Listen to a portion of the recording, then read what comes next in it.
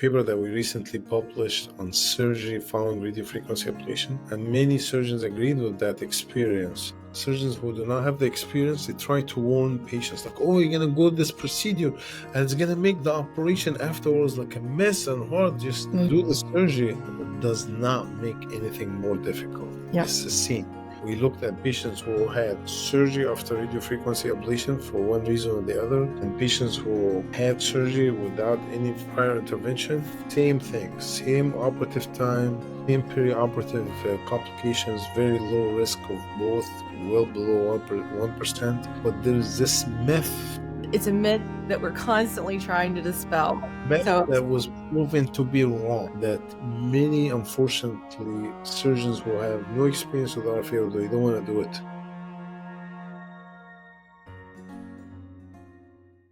Welcome to Save Your Thyroid, a podcast all about thyroid nodules. My name is Jennifer Holcomb, and I advocate for fellow patients suffering with this very common condition. Thyroid nodules impact 70% of adults in their lifetime, and the standard of care is surgical removal of half or all of the gland.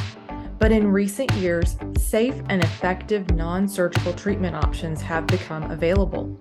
In this podcast, I sit down with patients and physicians to discuss life with thyroid nodules, treatment options, and how to save the thyroid whenever possible. Today's guest returns to the podcast for a third time, Dr. Emad Kandil, an endocrine surgeon with a passion for helping patients shrink thyroid nodules and cancers using various non-surgical thyroid-sparing techniques. Dr. Kandil is the Chief of General Endocrine and Oncological Surgery at Tulane University Medical School in New Orleans, Louisiana. In today's discussion, we'll cover topics such as his adoption of microwave ablation, thyroid embolization, benefits of combination therapy, and treating thyroid cancer. Dr. Kandil, welcome back to the podcast. It's wonderful to see you again. Thank you, Jenny, for having me again. So the first question I have for you, because it's been kind of a topic in our Facebook community, is you have moved. So tell me about your relocation. How's that going? Well, so far, first of all, thank you for the time, the great efforts that you put with the group. But I'm still with Tulane, so I'm still Tulane. So what happened is that there is a new affiliation, and we are part of a new system called LCMC system. So my clinic was relocated to another hospital. So we are part of the East Jefferson Hospital. Actually, the number is the same.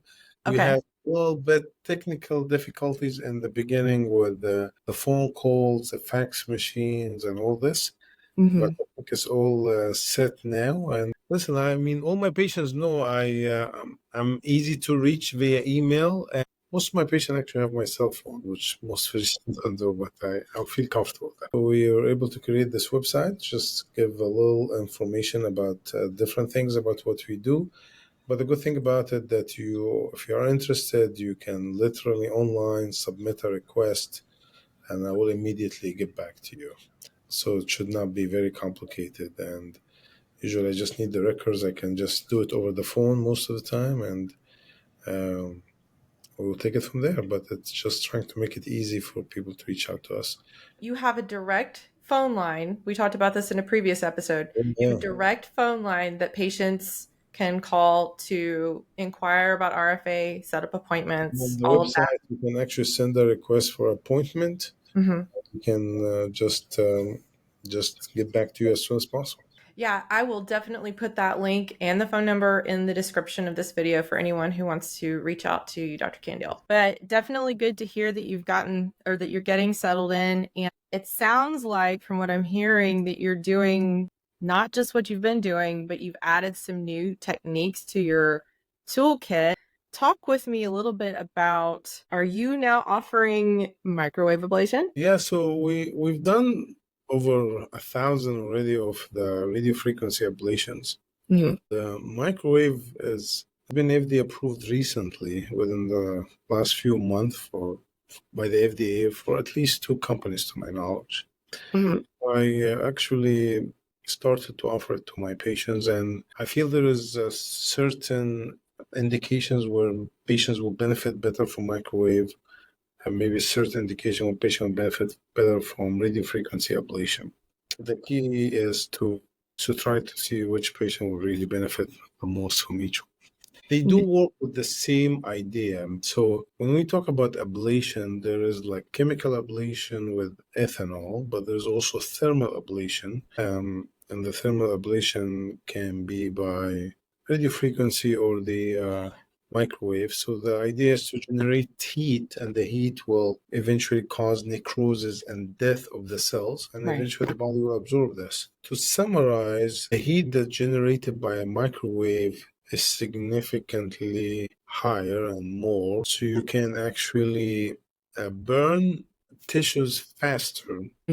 So if to try to keep it simple, I feel microwave is better for maybe larger nodules. You can burn it more. Maybe for smaller nodules close to the reconfluent nerve, maybe I would prefer to use the radiofrequency ablation. I mean, we still use the same techniques of hydrodissection, trying to preserve the thyroid capsule and keep it away from important structures with the hydrodissection. It's the same technique, but so what we learned recently from a paper that we published with the group at Hopkins and the group at UCSF San Francisco, the more energy we put in the nodule, the better outcome we get.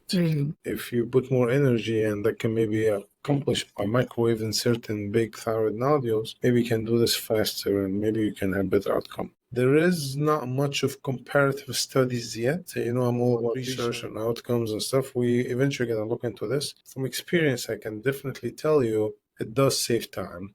Well, it's not about me trying to save time, also for patients to just have a faster procedure. Why not? Right. Yeah, a nodule that's really large that takes a really long time to ablate puts that patient into that uncomfortable, procedure time for longer. So a faster approach can be beneficial in these really large nodules. Having said that, though, like I'm aware of, I have Chinese colleagues who only do microwave, and there are some people who only do radiofrequency ablation. I think there is room for each approach. Of course. I will keep learning more. And the other thing is with cancer, and both schools say the same thing. It's a good idea to burn the cancer slowly but surely. So you want to just go down and really go slow cooking and put more energy, but slowly. You don't want to just we keep learning. I personally keep learning a lot about the whole thing. So we think that there is one way to do things. There's always other way. It just it's very interesting when you find out that the way that you recommended already, some other people are doing it. So I love this experience, learning from others and trying to speak to other people across the world and learn more about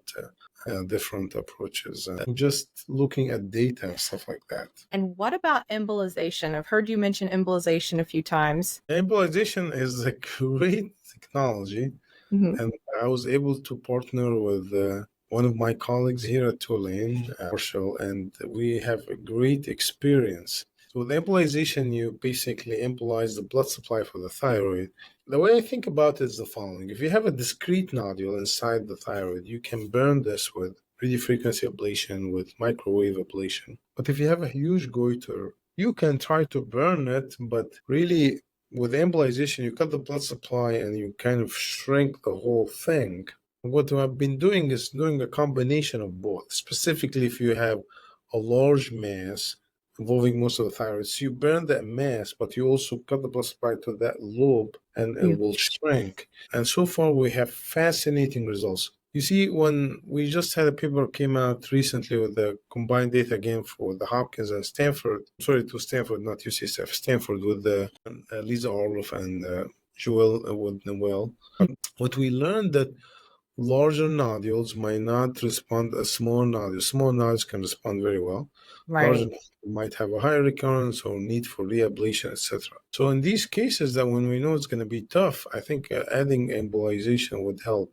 The thing is, you need an experienced person with the anatomy and technology. You don't want to just find someone who, because serious complications could be encountered if somebody was just trying to figure this out.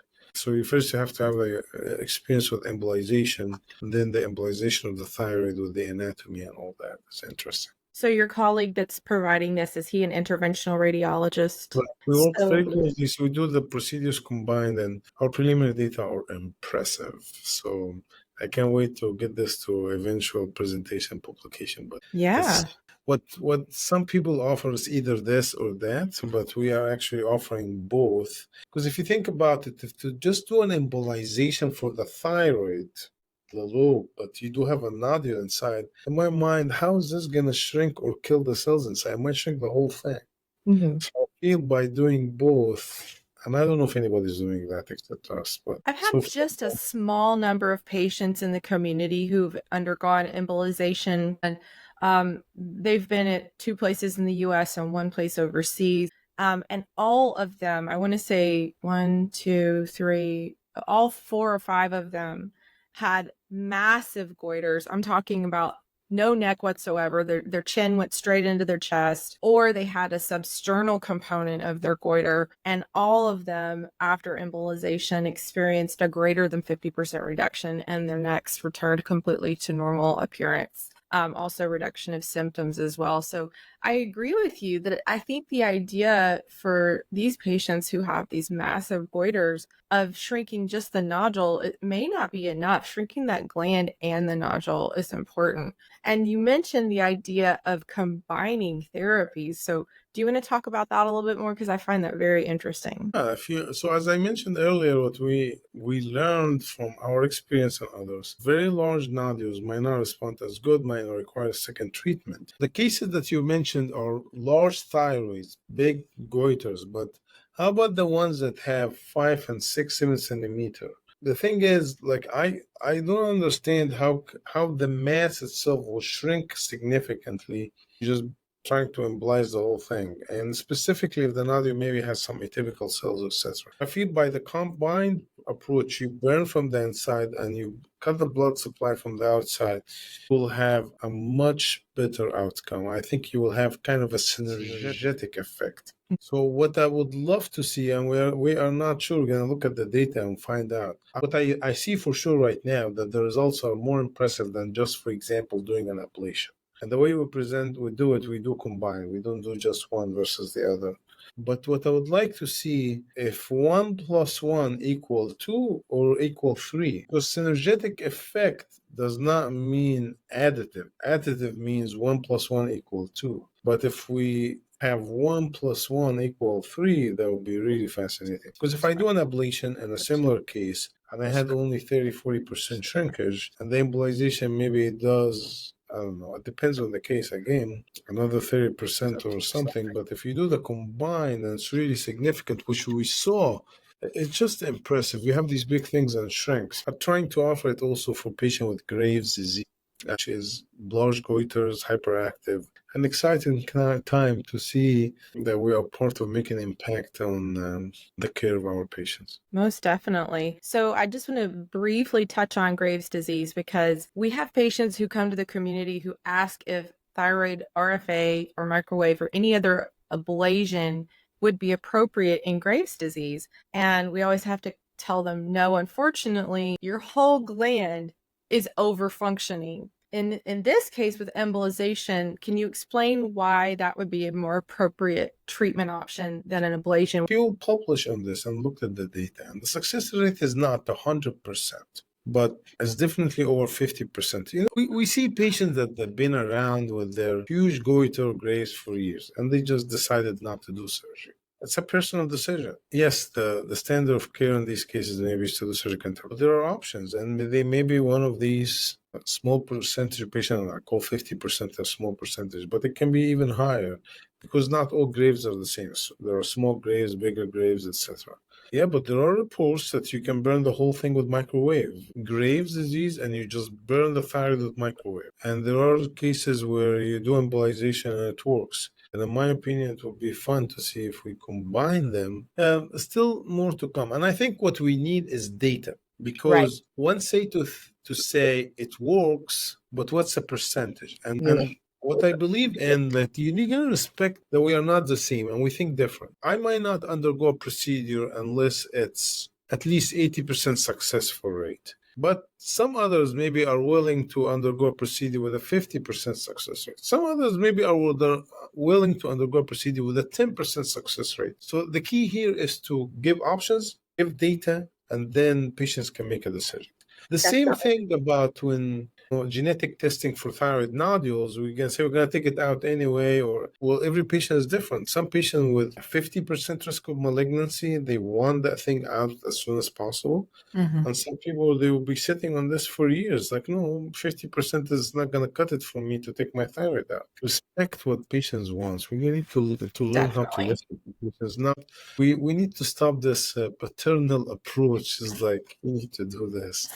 Yeah. It becomes a really hot topic when someone in our community posts about wanting to have a thyroid cancer treated, because that patient is so anxious to have their thyroid preserved. And then we'll see comments from people saying, why would you leave cancer in your body? Why don't you just get it taken out? And so we see all sorts of different ends of this, both ends of the spectrum and everything in between, where some people really want it out.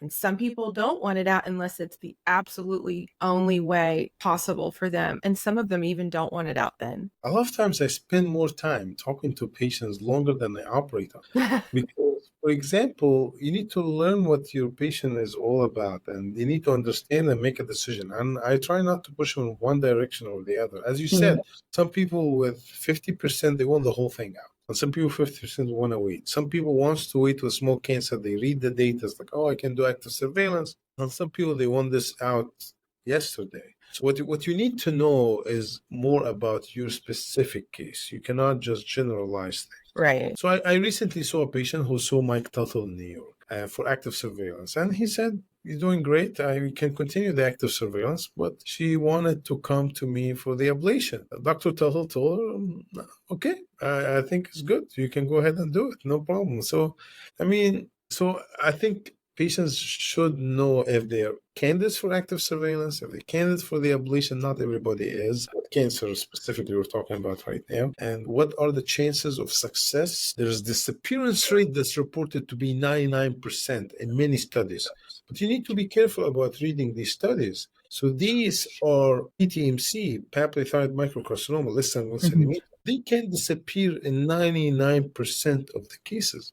But larger ones, they might not have the 99% disappearance rate. They might have like an 80% disappearance rate, but they will shrink. Many of these patients will have no cancer in the repeat biopsy. So as long as the patient understands all these things and they're willing to do that, that's very appropriate. For thyroid cancer, the one thing I started to counsel my patient about is I use RFA as a prognostic tool. What does that mean? Like, if you have a great response, then we have a winner, and it's great. If it disappears or shrinks significantly, etc.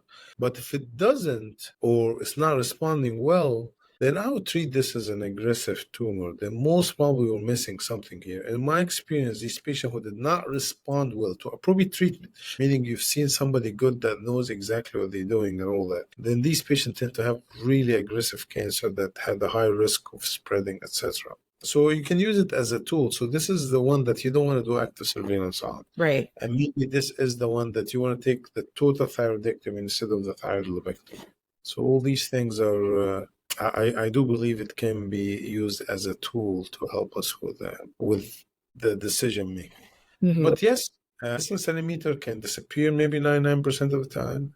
Larger ones, T1 up to 2 centimeter, can shrink significantly. Even larger ones can also significantly decrease with a volume reduction rate that can be in the 80s. What we learned recently, though, that it does take time for cancer compared to non-cancers. Oh, it takes longer? For cancer, yes, yeah. Oh, I didn't know that. You actually, and most people who actually offer this don't know this. Wow. But if you are treating a benign mass, you expect the maximum response to 6 months and sometimes less to a year. Well, that's not the case with thyroid cancer. Thyroid cancer, if you actually repeat the ultrasound in a month, you will definitely see a bigger thing because you burn it around it, you get a good margin, a couple of millimeters as much as possible, as long as safe.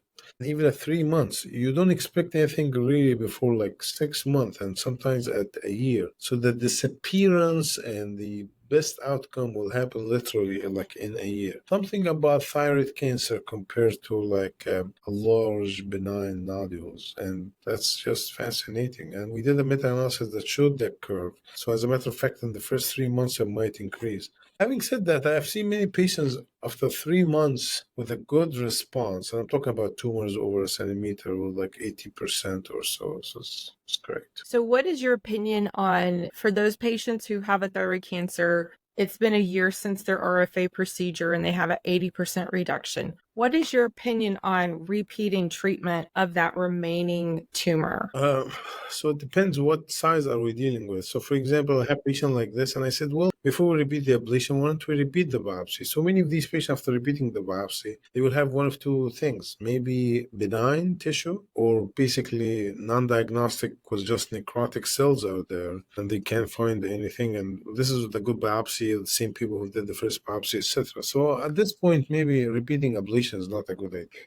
Having said that, I think it's not a bad idea to repeat the ablation and maybe make it disappear or shrink more. So why not? I mean, if it's like almost a couple of centimeters and you shrink it to under a centimeter and now you want to make it few millimeter, I would personally do that, but everybody's different. The problem right now that we're still struggling with the same issue again. The most insurance are not covering. A lot of it is out of pocket. So it's, not everybody can afford this. You know, today I had like a journal club. It's like a national thing with great surgeons, leaders in the field from California and New York. I'm like, oh, why don't you just repeat it? I said, yeah, guys, I live in Louisiana. I mean, you guys are rich, can go ahead and keep repeating. My patients cannot keep repeating. It's like, why did surgery after we were talking about surgery after ablation? Why can't you just repeat it? Well, unfortunately, patients can't afford that. Unfortunately, we do still see a lot of comments in the Facebook community about financial aspects and financial barriers to treatment. Unfortunately, that's where we're at right now. Hopefully, in the near future, we'll have more insurance coverage, and we're staying tuned for that CPT code. So that will be an exciting day when that CPT code comes to fruition. Thanks so much for watching this episode. I hope you're enjoying it. This podcast requires a lot of my time, effort, and resources, but it is a labor of love. If you'd like to directly support my work here, you can do so in 2 different ways. You can purchase products from one of my affiliate brands, or if you would prefer to make a donation directly to the podcast, you can do that as well. Links to do either are located in the description below. Every dollar contributed goes right back into this podcast. Additionally, if you'd like to support the Save Your Thyroid patient advocacy community, which is working toward becoming a nonprofit organization, you can donate via our fiscal sponsor, THYCA, Thyroid Cancer Survivors Association. Simply visit thyca.org, click donate, and designate your gift for SYT. To learn more about us and the work we do, please visit saveyourthyroid.org. If you have any questions about any of this, don't hesitate to email me at saveyourthyroid@gmail.com. Any way you choose to support the podcast or the SYT community is sincerely appreciated. Your generous contribution keeps this work going and helps us to help more patients like me and you. Thank you so much for watching, and now back to the podcast. I would like to kind of dive more into cancer, if you don't mind, specifically about when you mention active surveillance. Can you just kind of highlight what the characteristics are of a thyroid cancer that would qualify for active surveillance? And then would that particular nodule also qualify for an ablation? Well, the jury's out on what to do active surveillance for or not, and same thing for RFA. We started active surveillance, the whole thing started at Kuma Hospital in Japan with really small cancers because in Asia, they biopsy 2 and 3 millimeter nodes. We don't do this in the United States. Wow. Yeah, and I've seen big surgeries done for this. I'm like, wow. And they do genetic testing. Michael Tuttle from Memorial actually spearheaded this, and it's great. It works for many patients for sure. You want to make sure it's not having extrathyroid extension, so there's not close to the capsule. It's not near structure that can eventually invade, like close to the nerve. It's not very large. But now, the active surveillance goes up from less than a centimeter, went up to 1.5, now even up to 2 centimeters. And active surveillance does not mean not to do anything, it means just monitoring. And at Kuma Hospital, they were not able to show that BRAF mutation, for example, which is usually associated with aggressiveness, high risk of extrathyroid extension recurrence, this was not really shown to predict who will progress or not with active surveillance. And what's really interesting, though, that if you look carefully at the data with BRAF, the effect is different from small cancer, less than a centimeter and more than a centimeter. I love this paper from China. They looked at exactly, I remember the number, 516 patients with papillary cancers. And they looked at BRAF. What's crazy about the paper, 65% of patients had BRAF positive mutations. And BRAF did not predict who will have excellent response versus not. The paper was not designed for that. The paper was looking at something different, but I took from that paper that BRAF really did not predict who's going to progress or not. In my mind, similar to the active surveillance experience with Kuma Hospital in Japan. Isn't BRAF supposedly a more aggressive form of cancer? It is, but not for small cancers. Okay. More for aggressive cancer. It does at least double the risk of recurrence and lymph node metastasis, and 5 times increase the risk of extrathyroid extension for sure, the BRAF V600E specifically. There are different variants. So the 601K, for example, is 50% risk of malignancy. It's not as the V600E. So you need to be careful about when you say BRAF. What I was trying to clarify here, we do not have any data that patients with BRAF will not respond as good or less than the people who do not have BRAF. This is like a 516 patients, and 65% had BRAF positive. We do not have really genetic markers at this point to tell us the best one to progress or not. Definitely, if you do have a TERT mutation, which is really aggressive, that increases your risk of mortality significantly. These are not the patients that you want to do active surveillance, or not even the patient that you want to do any ablation for them. But things keep changing. I don't know. We'll keep learning more and more. Trying to do it by science, step by step. With thyroid cancer, active surveillance, the problem comes in with the patient's ability to tolerate not doing anything. And so that was my reason for asking about choosing RFA over active surveillance, because if that patient qualifies for active surveillance, but they really want to be proactive, would RFA be a good step, a next step for that patient possibly? Why any patient on active surveillance is an excellent candidate for ablation procedure, for sure. And if they don't respond well and impressively to the ablation, then they should not really undergo active surveillance. It means that there's something cooking there. One day we can maybe show this data, but it's not there yet. Because if it's not bad, you should be able to burn it well, unless it's close to the nerve. But you really should not struggle with a very low-risk cancer. And as you were saying a moment ago, if it does start to come back at that point, then the patient probably needs to undergo surgery. Yeah, for sure. Okay. So most the patient, you need to know that surgery is always the gold standard, and if this procedure does not work, then you undergo surgery. Or if at some point you have progression of the disease, then you undergo surgery. And the great thing is you haven't burned any bridges by having ablation at that point, so you can still undergo surgery. Yeah, so we actually, the whole topic that we were discussing earlier today with this surgeons across the country, that the paper that we recently published on surgery following radiofrequency ablation, and many surgeons agreed with that experience. Somehow, surgeons who do not have the experience, they try to warn patients like, oh, you're going to go this procedure and it's going to make the operation afterwards like a mess and hard. Just do the surgery. It does not make anything more difficult. Yep. It's the same. We looked at patients who had surgery after radiofrequency ablation for one reason or the other, and patients who had surgery without any prior intervention. Same thing, same operative time, same perioperative complications, very low risk of both, well below 1%. It just does not add any risk, does not make the operation any struggle. But there's this myth that many, unfortunately, surgeons who have no experience with RFA, or they don't want to do it, they try to scare patient about undergoing a surgical intervention after RFA if needed. I would love for you to share with me the link to that so I could share it in the description of this video. If that's, is that a published paper? It was published recently. It was published recently in Surgery. Okay. And we had like a 20-something patients who underwent surgery after ablation, compared them to 70-something patients, same thing. We're just trying to maximize it, the number of comparison to make sure, and no difference whatsoever. And Lisa Orloff agreed with this, that there's like these patients underwent surgery after, it does not make difference. But the myth out there by surgeons who do not perform the operation.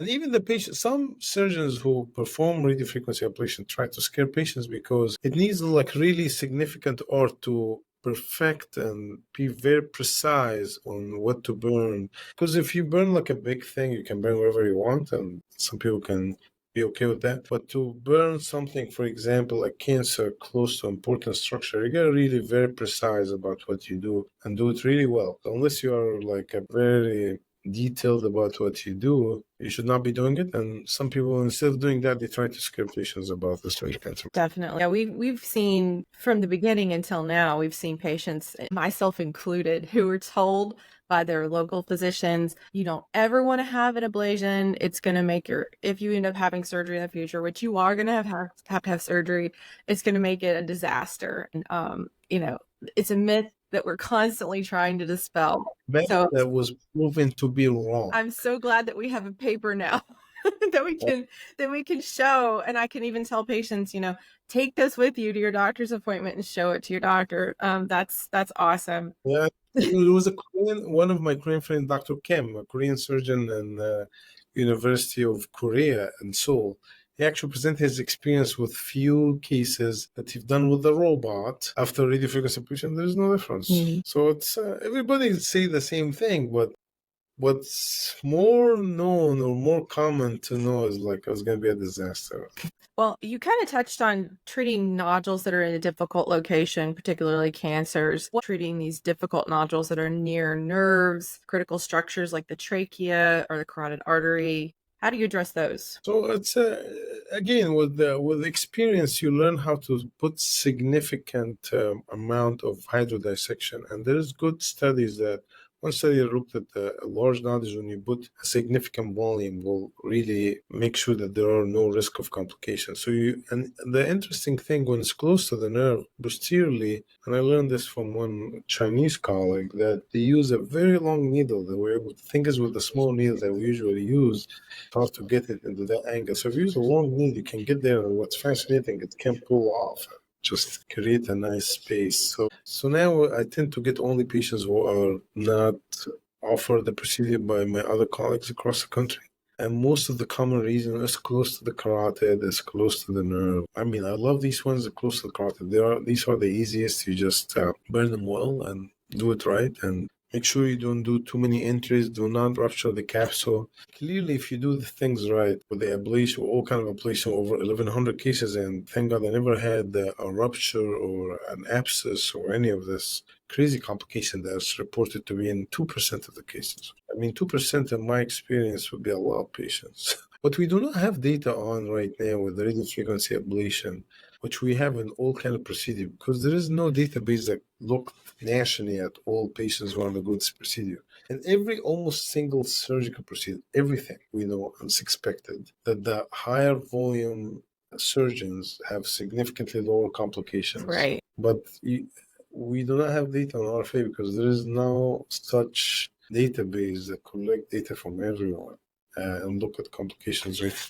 Most probably, if you look at it, it will be the same. And not just complications, outcomes. Mm-hmm. What's the percentage of the volume reduction rate, all that. It's important to consider the patients that are being chosen too. I mean, if you're picking the right kinds of patients in your patient selection for a procedure, you're going to have the better outcome. That's true, but you know what? We were talking about this earlier.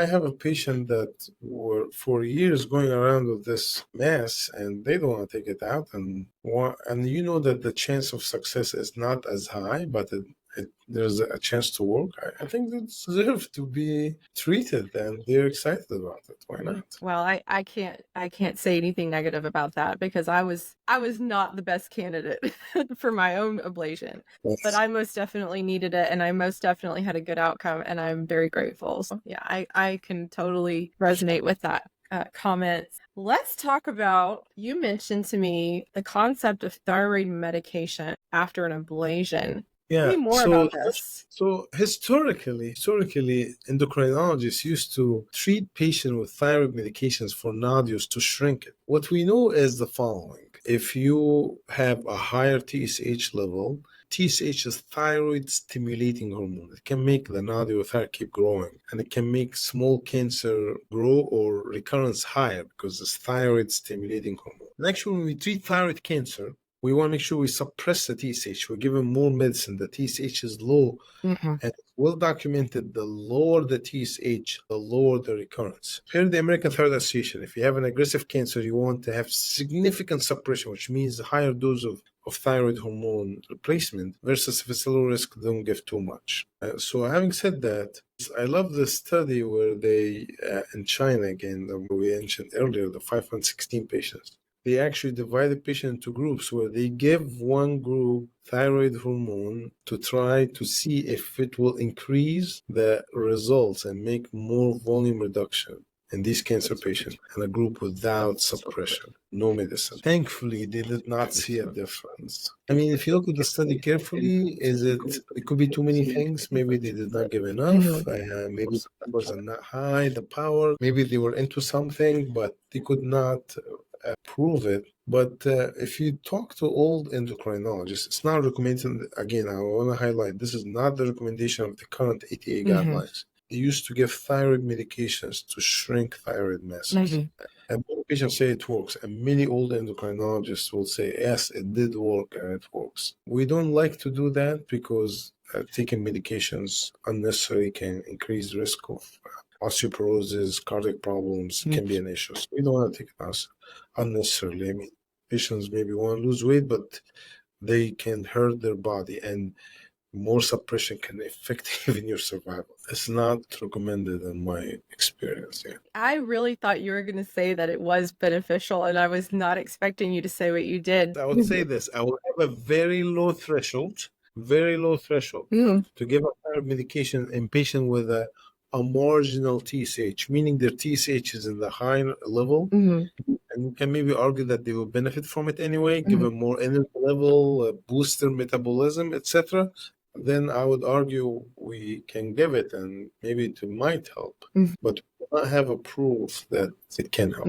Yeah, and in the time that I've researched on this, which is not a whole lot, I've researched other things much more thoroughly, but I didn't see a lot of indication that it was very beneficial. In fact, that was even offered to me in the very beginning when I was first diagnosed with thyroid nodules. And I remember when the nurse called me and said, we're going to suppress your thyroid function so that your thyroid nodules will shrink. And I'm like, but my thyroid function is completely normal. Why would you want to suppress it?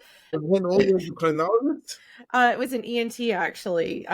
That I saw. So it was a while ago. He was like an old kind of generation, yeah? Yeah. So it was very common. Really? Extremely common, yeah.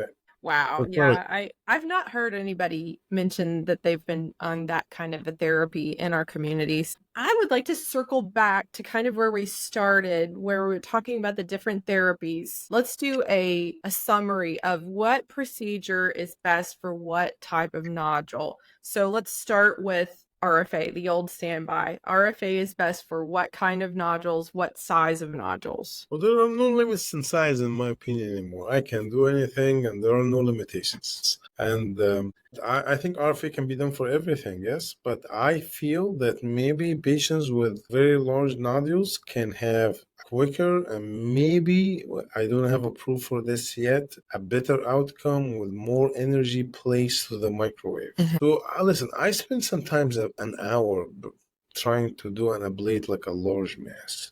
Microwaves you're not going to need that. Maybe do less than half the time. So in certain cases that might be the case. And I'm a very fast operator.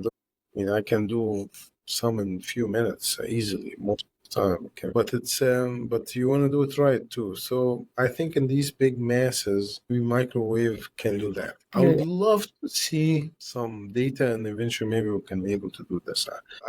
There are some reports out there, but not well-designed studies. For cancer, I think you can do both. Okay. You don't want to burn too much. There is no comparative studies either.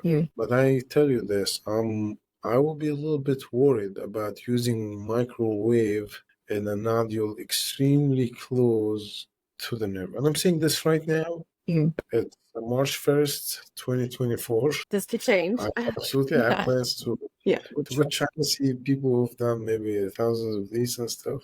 This can change for sure. I know people can do it for everything, and that's the only thing they use. But when we do things in America, we want to make it sure it's careful. I think we do things a little bit more carefully here, following some rigorous procedures and stuff like that. So I think it's both. I don't think we have enough data to compare, but in my mind, big ones definitely can be done quicker. Having said that, though, I mean, if a patient, for example, I have many patients if they will spend an hour or so, maybe I'll talk to them about a little sedation, conscious sedation. And we're not talking about general anesthesia, so it's not going to hurt the patient. So it doesn't matter for the patients to stay extra time under conscious sedation with RFA versus microwave. But again, the conscious sedation is another story. Some patients want to be awake, fine. Some patients prefer to be out, that's fine. What I would say that when people keep trying to say, well, I want to keep talking to the patient. I mean, I think the key is to make sure you do it perfectly and know exactly your landmarks and avoid the injury. If you're already talking to your patient and you injure the nerve and the patient's hoarse, you already injured the nerve. Talk to them about what? Are you going to stop now and you don't finish it because you already caused the damage? So it's not like they get hoarse before you injure it. It gets hoarse after the fact. So in my mind, I think it's all about precision and making sure that you know your anatomical landmarks where you can prevent the injury. The jury's still out. We shall see. But if I can summarize this as simple as this, if I want to say the benefit of each one or the advantage of each one, I would say microwave can cause higher heat, higher levels of heat, and can be quicker. So maybe patient with large masses can benefit. What I don't know, but maybe theoretically, if we're talking about more energy, I spend more time burning smaller nodules even to get better outcome. Maybe microwave in a safe area can cause that, can maybe eventually have better outcome. But if it's close to the nerve, I still feel that I want to use less energy and be more, what shall I say? That makes sense to me. So the way I'm kind of conceptualizing it is that a nodule of a smaller size would probably be good with RFA. A nodule of a larger size would probably be good with microwave. And then what about, and that's not to say absolutely either. Maybe if it's a small cancer in the middle of the lobe, I can just burn the hell out of it and make it disappear with a lot of heat. Why not? Yeah. So you would do microwave on a thyroid cancer if it was in the right location. Yeah. Okay. So really, it really just comes down to how big is your nodule and where is it? Patients ask me all the time, what is the right procedure for me? And I'm like, I don't know where your nodule is. I don't know what the characteristics of it are. And I can't evaluate you because I'm not a doctor. So you need to go have a consult with someone who's been trained in this and can explain all of this. Reading the report most of the time is not enough. Like, you want to look at the images. Yeah. I have to be honest with you, sometimes even looking at the images in certain cases is not even enough. You want to do your own images because it's a still picture. Right. It's not a dynamic picture. So a picture versus a video are completely different things. Yeah. And then so we talked about RFA is appropriate for certain nodules, then microwave. And then just to recap with the embolization, that would be someone who has a huge mass that would not really be amenable to RFA or microwave, or they have a substernal component, or they have multiple nodules, too many nodules to possibly individually ablate, or grave. Let's talk about the multiple nodules. So if you have multiple nodules, but some of these nodules do not meet the criteria for biopsy, there's no point to ablate it. As a centimeter or a small cyst, there's no point. It's not going to decrease the size of the entire thyroid. Just a more procedure for nothing. Just you're going through risk of possible complication for nothing. What I was talking about, burning a nodule in a big thyroid, when we talk about like a 5, 6, 7 centimeter mass involving most of the lobe, but it's a mass. But yeah, I feel that embolization is good for large goiters. Embolization will not, and I repeat this carefully because some people try to offer it, is of no benefit in my mind for like small cancers or nodules that are a couple of centimeters, that indeterminate nodules, 50%. You're not really doing anything. You're leaving the cancer band, just cutting the blood supply. I would just say that embolization is good for large thyroids or large masses that can maybe be an adjunct treatment, hoping that we're going to get synergistic effect, as I mentioned. One thing we've not talked about yet is not a thermal ablation technique. It is actually a vascular technique where the physician, who is always an interventional radiologist, as far as I understand, is going to inject these little particles into the vessels that are feeding the thyroid gland, which will then cause that thyroid to stop receiving its nutrients and it will shrink. For anyone who's watching this who doesn't understand the differences between RFA, microwave, and embolization, I want them to understand that RFA and microwave are both using heat to burn tissue and kill it, versus embolization is creating this situation where the thyroid is going to stop receiving nutrients so that it will stop growing and then shrink. And as you were saying about it not being appropriate for cancer, that was one thing I really wanted to touch on. It's not directly targeting that thyroid cancer.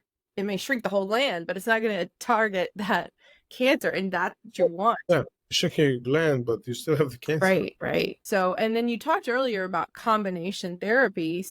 So say someone has a giant multinodular goiter and you shrink the gland down with embolization, then you go back and would you treat just maybe the very largest nodules with microwave? Ablation first, followed by embolization. So we want to...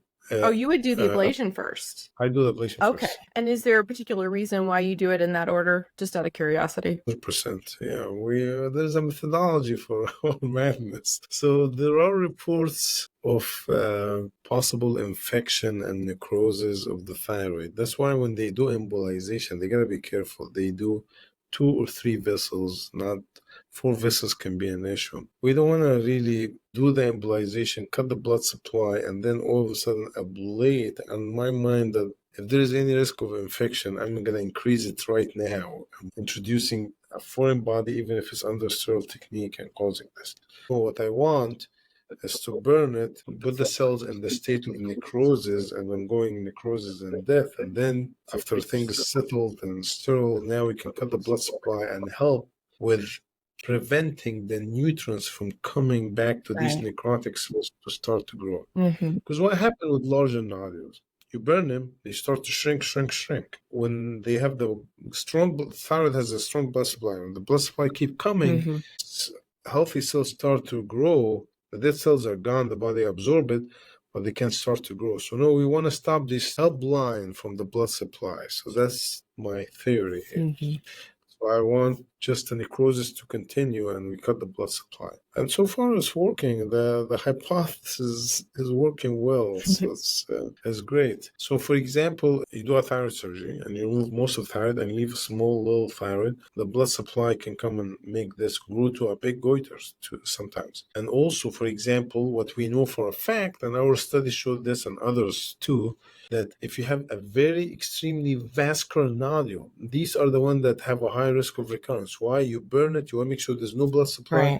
Dynamically, it has all these vessels and blood supply around it.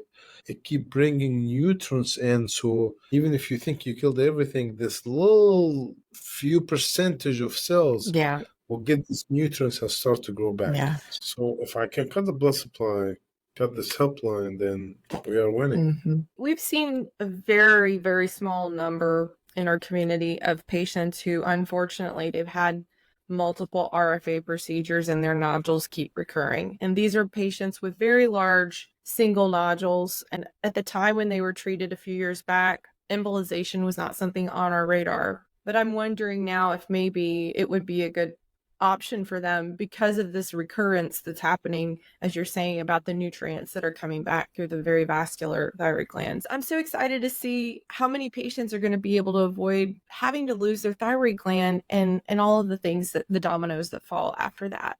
And I really hope, it's been almost 5 years now since RFA came into the picture. When we first started seeing people undergo RFA instead of thyroid surgery, I really want to see numbers on how many people are not having surgery. Could also happen. I'm talking about to other surgeons about this. That we do remote access surgery. So I've done over thousands of robotic surgery to avoid visible scar through hidden incision, etc. But we're talking about, like, if you have a large mass, usually these are not good candidates for these, to take them through this little incision from the mouth or from under the arm. So we are thinking about, like, why don't we shrink it? We're going to take it out anyway. Now we can do it through this minimally invasive procedure, and instead of this cut across the neck. Yeah. More to fascinating time. Definitely. And it's very enjoyable to help all these patients. And if I show you the message that I get on my cell phone with very happy patients, it's just very rewarding and just makes your day for sure. Yeah, I have the same experience with our community's past 9,000 members now. I think we're up to 9,400 patients.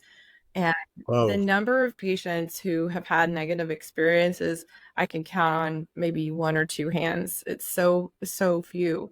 The vast majority of them are so thrilled to be able to avoid surgery and to preserve their quality of life. So many of them talk about their quality of life is so much better afterwards because, before they couldn't breathe well, or they couldn't swallow well, or they had hyperthyroidism, or, they were scared about this cancer. And now they're happy and they're healthy and they have their thyroid intact. It's about quality of life. Right. I think we had one time when we really went into this.